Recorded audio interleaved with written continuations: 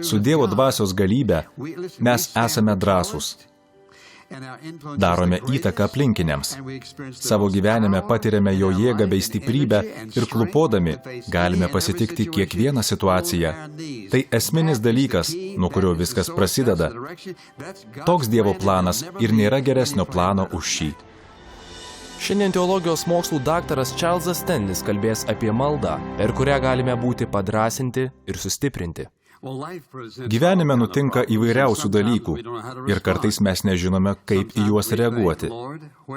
Kartais mąstome, kur visame tame Dievas, kodėl jis nieko nedaro. Galvojame, Dieve, jei tu iš tiesų mane mylėtum, taip nebūtų atsitikę. Arba, jei tu, Dieve, iš tiesų mane mylėtum, parodytum, ką turiu dabar daryti. Kartais būname suglumę ir nežinome, ką daryti. Vieną dalyką yra gerai daryti absoliučiai kiekvienoje situacijoje. Apie tai šiandien ir kalbėsiu. Šventajame rašte yra visa knyga, kurioje pasakojama apie tai, ką turime daryti užklupus sunkumams. Atsiverskime Nehemijo knygą. Galbūt pagalvosite, čia juk pranašas, kaip jis gali pamokyti, ką mums daryti kiekvieną kartą. To jau pamatysime. Bet prisiminkime, kasgi buvo Nehemijas. Jis buvo karaliaus Artakserkso tarnas, taurininkas. Tai labai atsakingas darbas. Vyno pilstytojas turėjo būti malonios išvaizdos, tiksliai žinoti, kokio vyno karalius nori, gerai išmanyti etiketą. Taip pat jis galėjo leisti kitiems susitikti su karaliumi arba uždrausti. Taigi viena vertus, jie galėjo būti draugai, kita vertus, karalius yra karalius. Jau kurį laiką Nehemijui tarnaujant taurininku, iš Jeruzalės atvyko jo brolis su keliais vyrais. Jie papasakojo, kad Jeruzalės sienose pilna spragų, vartai ugnies sunaikinti, visur chaosas. Jie nepranešė nei vienos geros naujienos. Prieš 140 metų babiloniečiai sugriovė Jeruzalės sienas, sudegino vartus, nužudė daug žmonių, daugelį išsivedė į nelaisvę. Praėjo tiek daug metų, o sienos vis dar nebuvo atstatytos. Dėl tos priežasties juos dažnai puldavo priešai. Nehemijo knygos pirmame skyriuje nuo 4 iki 11 eilutės skaitome. Išgirdęs šios žodžius, atsisėdau ir verkiau. Keletą dienų raudojau, pasninkaudamas ir melsdamasis dangaus Dievui. Aš meldžiausi, o Viešpatie, dangaus Dieve, didingasis ir šiurpą keliantis Dieve, tu laikaisi sandoros ir ištikimos meilės su tais, kurie tave myli ir laikosi tavo įsakymų. Tebūna atidi tavo ausis ir atviros tavo akys, kad išgirstum savo tarno maldą, kurią dabar siunčiu tavo artume dieną naktį už tavo tarnus, Izraelio tautą, išpažindamas nuodėmes, kurias mes, Izraelitai, esame tau padarę. Ir aš, ir mano tėvo namai esame tau nusidėję.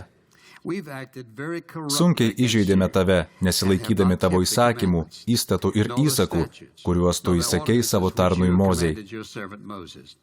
Bet maldauju atsiminti pažadą, kurį davei per Mozę tardamas, jeigu būsite neištikimi, aš išblaškysiu jūs tautose, bet jeigu sugrįšite pas mane ir laikysitės mano įsakymų juos vykdydami, nors jūsų išblaškytieji būtų prie pačių dangaus skliauto pakraščių, aš surinksiu juos ten ir parvesiu į vietą, kurią esu išsirinkęs buveinę savo vardui.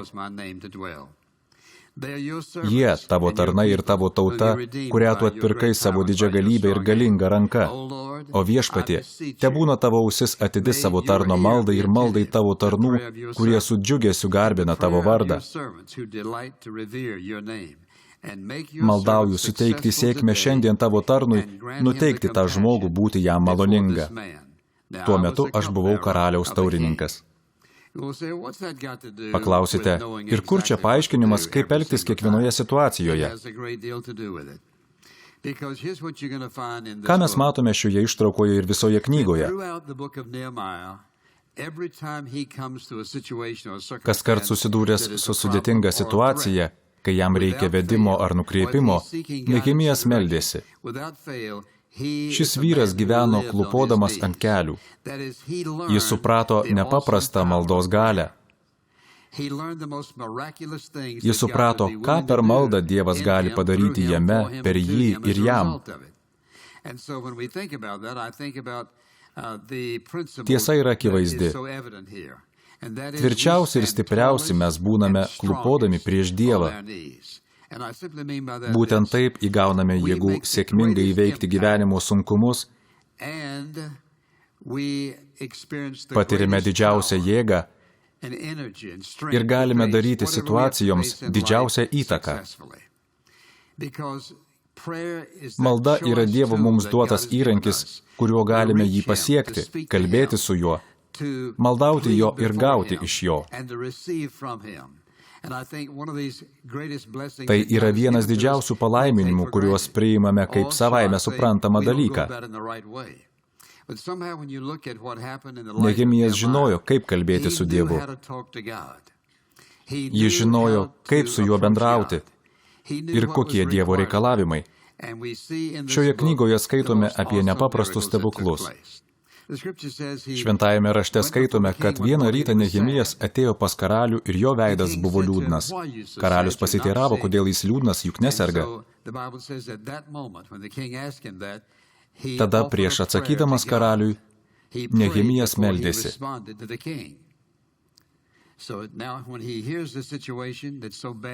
Jam atsivėrė nepaprasta galimybė ir atsakomybė atsakyti į klausimą, kodėl jis liūdnas, jei neserga.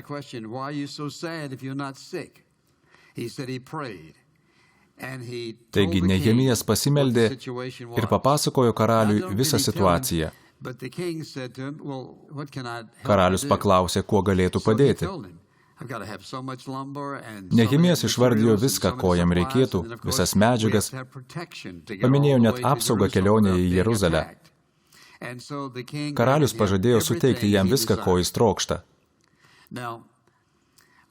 Argi ne stebuklas, kad paprastas taurininkas, melsdamasis, išsprendė problemą. Taigi jis meldėsi, iš brolių sužinojęs apie situaciją Jeruzalėje, meldėsi prieš atsakydamas karaliui.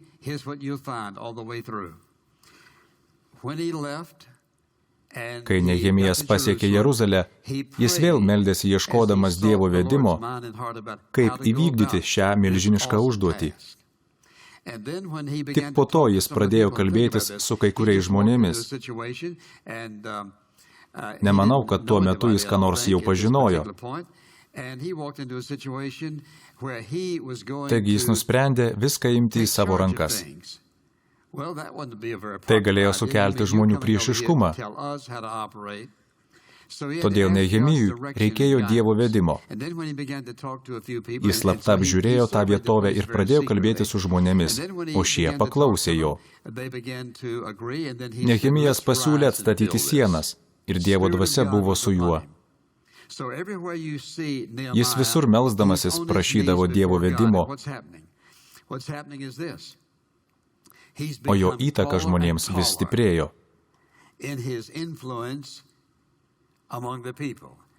Susidurdamas su kliūtimis, jis vis stiprėjo.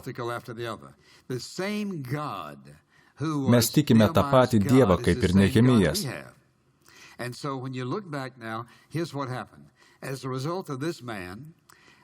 Šis vyras atvyko iš taip toli, priėmė sprendimus, ką ir kaip daryti, o tada per 52 dienas Jeruzalės sienos buvo atstatytos. Kaip jis tai padarė? Nehemijas nesimokė kokioje nors inžinerijos ir statybos mokykloje. Jis buvo karaliaus taurininkas. Tačiau jis aiškino žmonėms, kaip atstatyti sienas, vartus ir tuo pačiu metu vadovavo mažytei kariuomeniai, kuri saugojo nuo pasikartojančių užpuolimų. Priešai vis bandė priversti jį ateiti ir pasikalbėti su jais, bet jis atsakydavo, kad yra užimtas ir neturi tam laiko.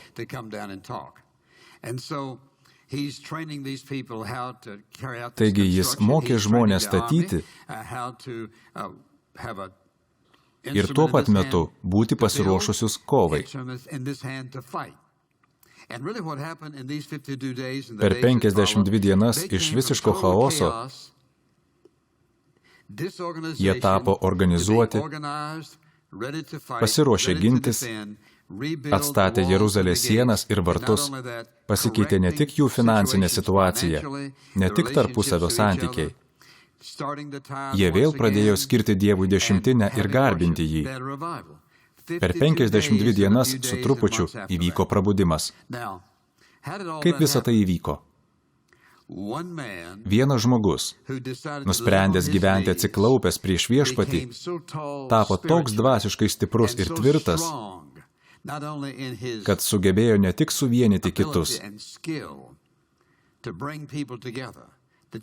bet ir mesti jiems iššūkį bei ištaisyti tai, ką reikėjo taisyti. Nehemijas visame kame metė savo tautiečiams iššūkį ir galėjo sulaukti milžiniško pasipriešinimo, tačiau žmonės pakluso. Dievas ir jūs galėtų taip naudoti, jei jūsų santykiai su juo būtų teisingi. Jei leistumėte Dievui jūs naudoti, jei tikėtumėte, kad jis gali tai padaryti, jis jūs nuostabiai naudotų.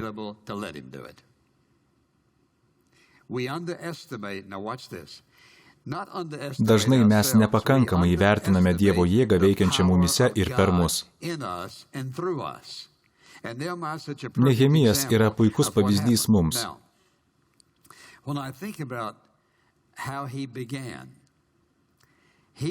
Jis buvo karaliaus taurininkas, apsisprendęs gyventi klupodamas ant kelių prieš Dievą. Ir Dievas pradėjo jo gyvenime veikti.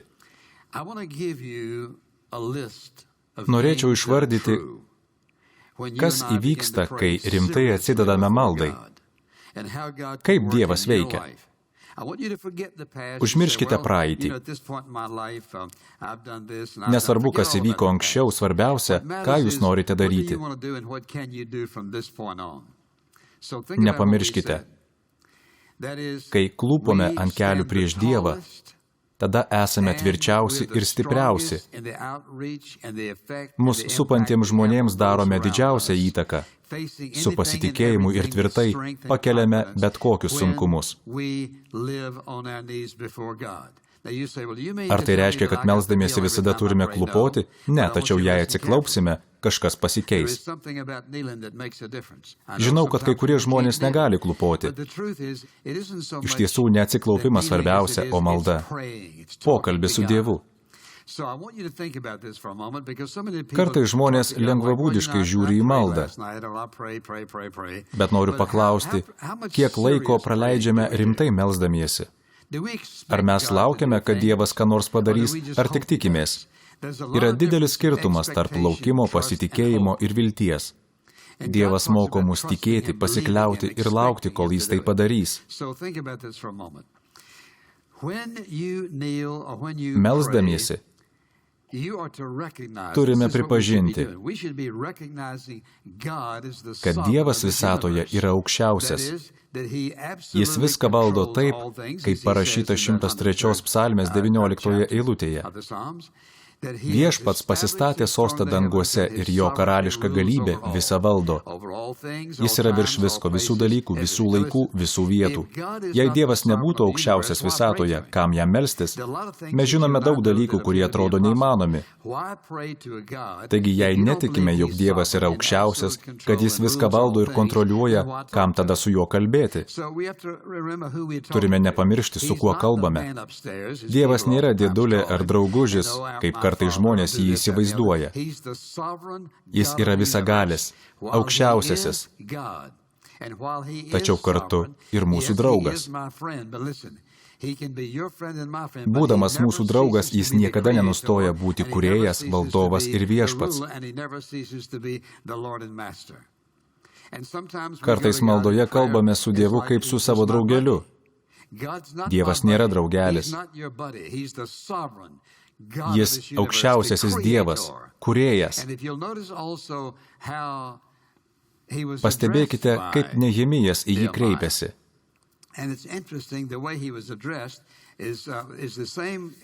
Pakartoto įstatymo knygoje ir Danieliaus knygos 9 skyriuje skaitome, kad tuos pačius žodžius vartojo Mozė ir Danielius. Aš meldžiausi, o viešpatie, dangaus Dieve, šeimininkė, valdove, viešpataujantis, didingasis ir šiurpą keliantis Dieve. Ką jis nori pasakyti, kalbėdamas apie didį ir šiurpą keliantį Dievą? Jis kalba apie jo šventumą. Dievas yra šventas. Ką Nehemijas daro po to? Toliau jis pradeda išpažinti nuodėmes. Ne tik Izraelio tautos. Danielius meldėsi labai panašiai, jis irgi kalbėjo apie Izraelio tautos nuodėmes. Nehemijas sako, kad mes nusidėjome tau, dėl savo nuodėmių tapome tau netinkami. Taigi pripažinęs, kad Dievas yra visavaldis ir šventas, jis nukreipia dėmesį į nuodėmės problemą. Atkreipkite dėmesį. Širdies tyrumas ir Dievo jėga yra sujungti.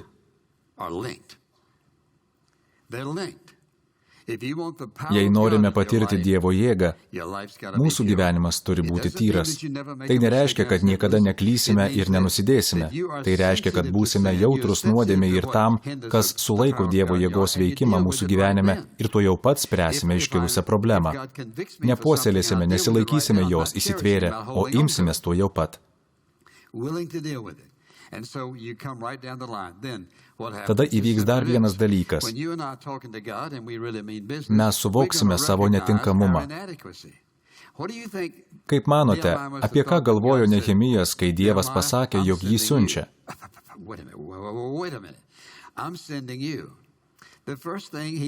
Tikriausiai pagalvojo, o kodėl aš?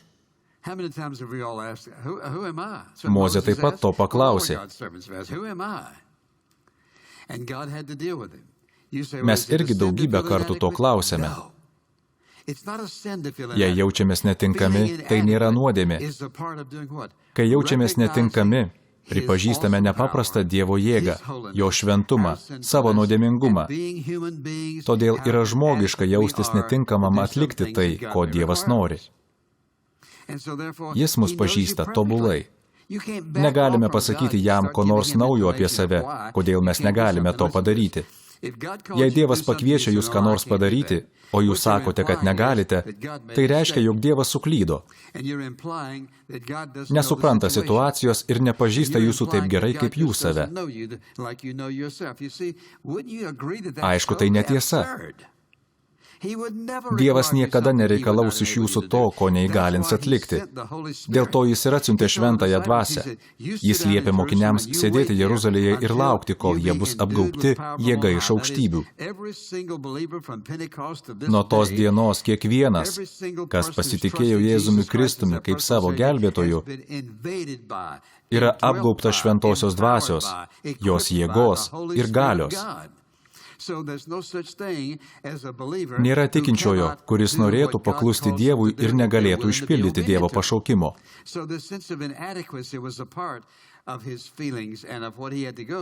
Žinote, kodėl Dievas leidžia mus jaustis netinkamiems? Kad patrauktų mus prie savęs.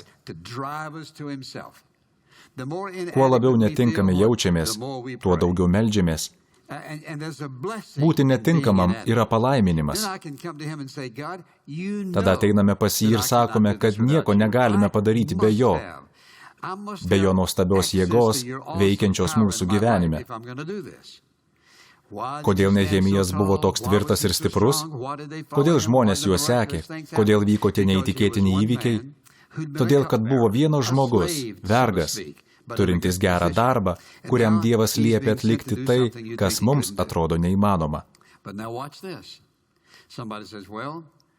Kas nors pasakys, aš jaučiuosi netinkamas.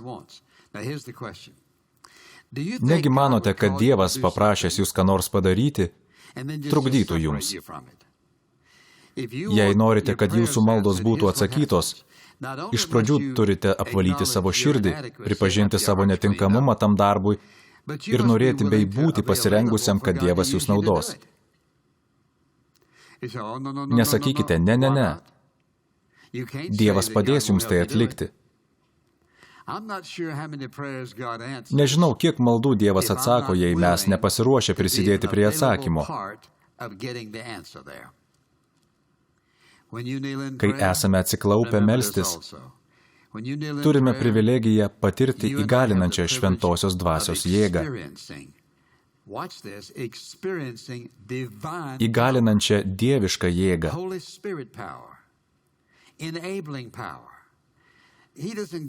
Dievas negaili ir duoda savo jėgos apsčiai.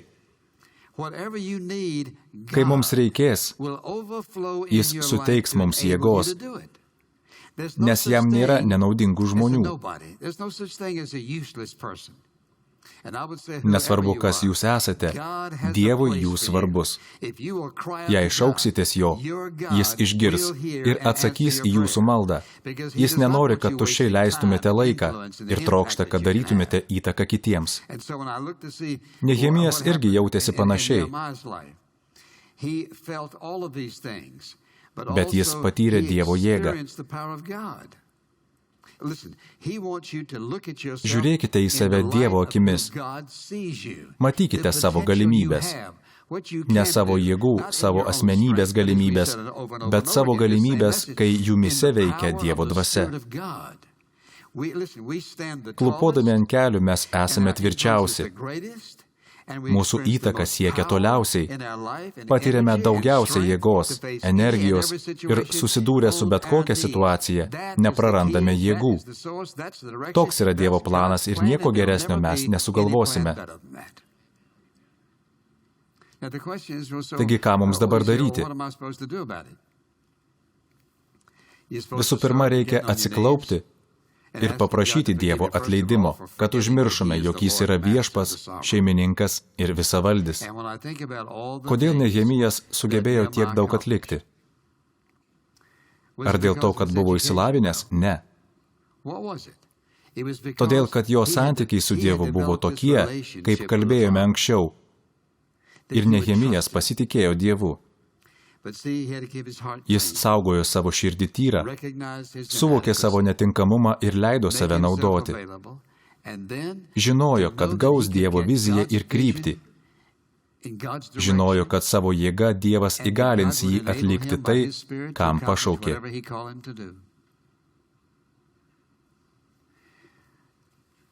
Jei šiandien Dievas pasakytų jums, duosiu tau savo jėgos, kad padarytumei tai, ką nori, kas tai būtų? Jei jis jums suteiktų tokią galimybę, kas tai būtų? Paklausykite. Išgirdę šias dieviškas tiesas, turite ką nors daryti. Galbūt jūs esate labai gabus ir talentingas, bet niekada negalvojote apie tarnavimą Dievui. Paprašykite, kad jis parodytų jums, ką daryti. Jis daug į jūs investavo. Žinote, kokia yra didžiausia jo investicija? Pažvelkite į kryžių. Tai jo didžiausia investicija. Pasiųsdamas savo sūnų Jėzų mirti ant kryžiaus dėl mūsų nuodėmių ir per tą auką atleisdamas mums nuodėmes, jis atvėrė galimybę turėti su juo, nuostabiu Dievu, labai artimus asmeninius santykius. Ne tik tai. Jis apgyvendino mumise savo dvasią. Neturime teisės neleisti jam mūsų naudoti. Tai ką darysime? Negalime atidėlioti. Esame atsakingi už tai, ką girdėjome ir už tai, kaip į šią žinią reaguojame. Negalime pasakyti Dievui, kad nežinojome. Žinome, kad Kristus mirė už mus, kad galime būti išgelbėti iš savo nuodėmių. Žinome, kad kai būsime išgelbėti, Jis apsigyvens mumise ir paruoš mus susidurti su bet kokia situacija. Jis naudos mus, kad atneštume jam šlovę ir garbę. Mes atsakingi už tai, ką girdime. Šiandien išgirdote paprastas tiesas, kad Dievas visavaldis, visa ko kūrėjas, rodantis savo gailestingumą ir malonę. Be to, Jis besąlygiškai jūs myli ir trokšta naudoti. Jis žino, ką ir kiek galite padaryti. Apie jūs žino viską. Jis myli jūs ir pasitinka ten, kur esate, atleidžia, apvalo, apgyvendina jumise šventąją dvasią, o tada, jei tik jam leidžiate, nuostabiausiai panaudoja. Teologijos mokslų daktaro Charleso Stanlio programa Gyvenimo principai parengta tarnystės In Touch Ministries, kuri visame pasaulyje kviečia žmonės artimiau pažinti Jėzų Kristų ir stiprina vietinės bažnyčias. Iš Dievo malonės ši programa tapo įmanoma jūsų maldų ir aukų dėka. Lietuvišką gyvenimo principų įgarsinimą jums dovanoja Alytaus baptistų bendruomenė.